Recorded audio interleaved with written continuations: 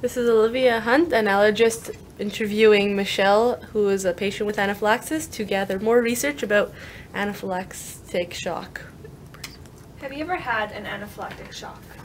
Yes, I have. About 4 times that I remember. How do you feel? My throat feels constricted and I feel claustrophobic. I can't breathe, but I also feel like throwing up. Not nauseous, but like it has to come out.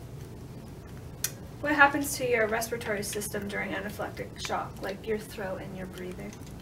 During anaphylactic shock, I'm not exactly breathing, but I'm slightly wheezing.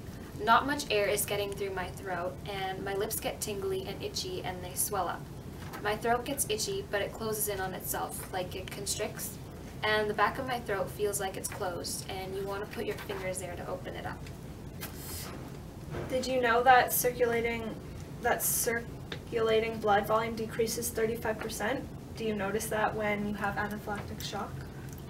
No, I haven't really noticed that during the shock because I'm kind of preoccupied with trying to breathe, and I don't really notice my blood levels, but thank you for letting me know.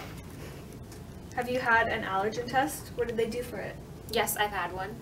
For my regular allergy tests, they put drops on my skin that break the surface of my skin to view the reaction, but since it's already known to them that I have an anaphylactic reaction to peanuts, they had me take a blood test.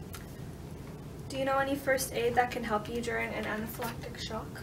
Yes, I get my needle, and then, I don't really know, I start throwing up and drinking lots of water. What happens at the hospital when you go into anaphylactic shock? I don't really know, but they give me drugs, and I believe they put a monitor on my finger, which measures oxygen levels and heart rate. They put a mask on my face with oxygen, and I breathe in drugs as well. What precautions have you taken to prevent going into anaphylaxis? Anything that says may contain peanuts, I don't eat. I don't really share drinks in case someone has had peanuts earlier. I won't take food from people unless I know it's peanut-free. I have to read all the labels on anything before I eat it. There's also the concern of cross-contamination. For example, if I have a drink and I share it with my friends who had eaten peanuts earlier that day, and I drink from the same cup or bottle, then I could find myself in the hospital.